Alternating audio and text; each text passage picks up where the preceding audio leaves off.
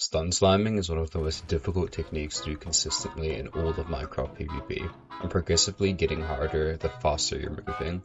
So you may have wondered at some point, how do you do this?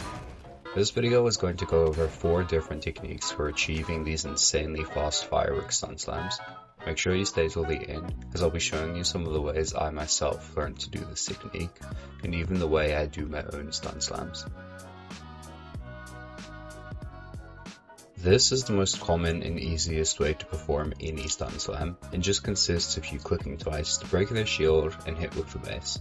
While this isn't as optimized as other techniques, it can still work with enough practice. Here are a couple tips to improve your consistency. 1.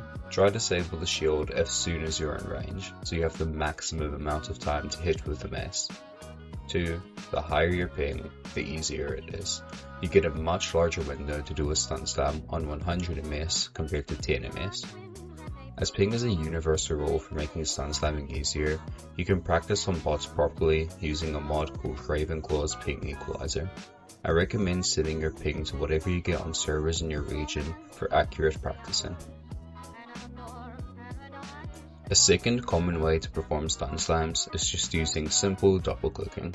This can be used to get one-tick stun slams, making it a powerful technique, but it's also hard to do a double click every single time while aiming, and if the clicks aren't far enough apart, they'll both register within the same tick and you won't hit a stun slam, making this somewhat inconsistent, but definitely worth trying.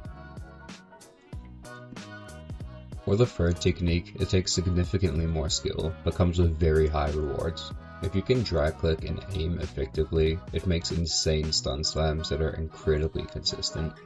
On top of this, you can also just decimate the durability of your opponent's shield by drag clicking with the mace, making it a powerful double-edged weapon with almost no drawbacks.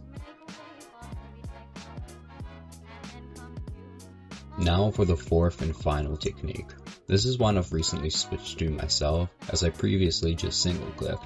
This single-handedly turned almost all of my stun slams into perfect one-ticks. I achieved this by using a second mouse. And before you click off, let me explain. If you hadn't heard of this technique before, you're basically using a second mouse that you press with your toe, which lets you do 2 clicks very fast every time. You do not need a second expensive gaming mouse for this. It can be any regular office mouse that you plug in and put onto your desk. You might not be interested in this technique, but let me give a short explanation of how I do it and it might change your mind. All you really need to do is get the mouse, turn it around so the switches are actually facing you, and click with it.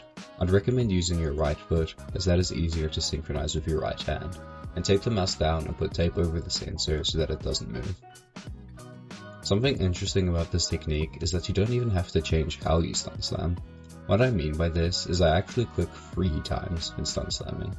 I just perform a normal stun slam but also click with my toe at the same time, and just that extra CPS turns an average stun slam to a frame perfect one, letting me achieve stun chains like this.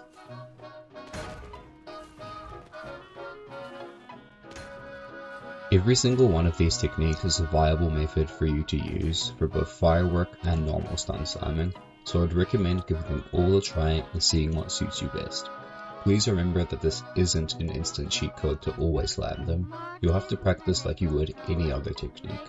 But if you really try, I can promise you'll be able to do them as well as I can. With that being said, thank you for watching, and subscribe before 1k speed emoji.